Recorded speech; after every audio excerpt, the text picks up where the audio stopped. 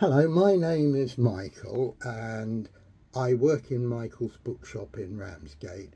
And today I want to talk about an old holiday guidebook and something of the social history of the holiday.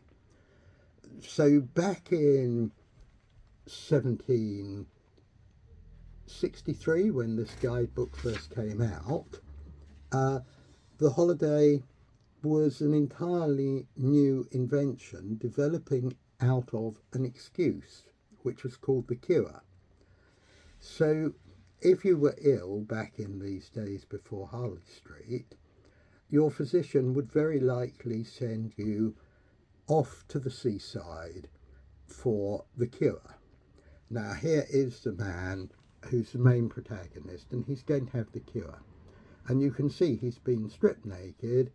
He's got his pint glass, and part of his cure is to drink a pint of seawater, which he will proceed to do. Behind him are the two professional dunkers, and these ladies were employed to dunk the person who was ill in the sea, under the water, until often they thrashed.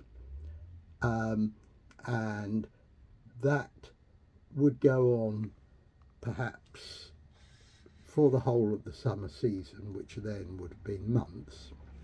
You can see he's surrounded by his family, his hangers-on, and in the background his servants.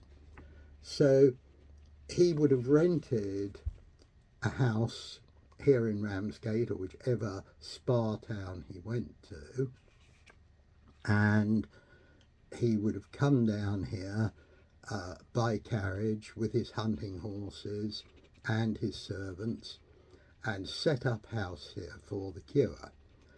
And out of this developed, well, you can see it developing the holiday.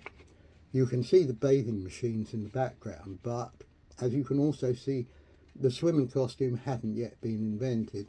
If you look very carefully, I'll have to check where this is. Oh, yes. Here it is.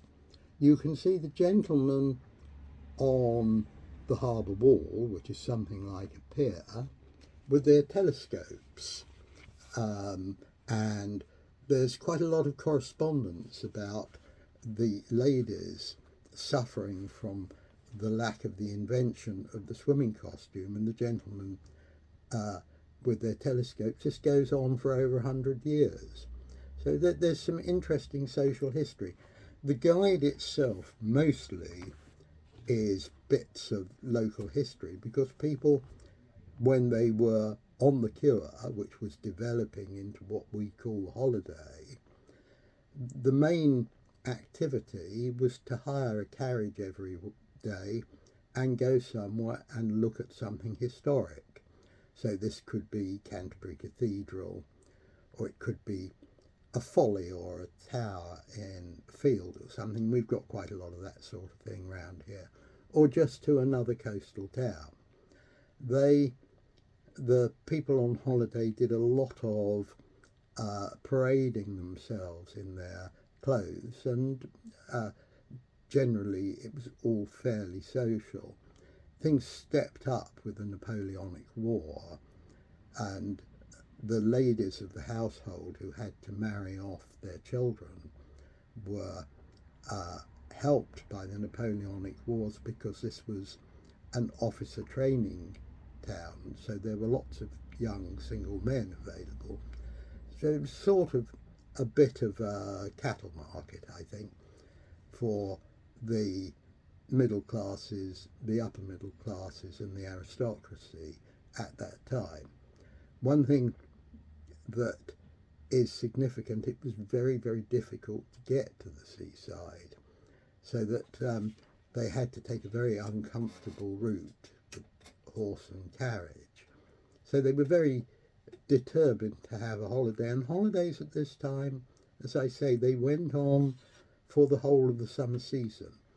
So the guidebook itself, apart from the history of various local attractions, or at least historic lumps, also tells you what's on and where you can play cards and how much it costs to rent a table, where there's a billiard hall and so on.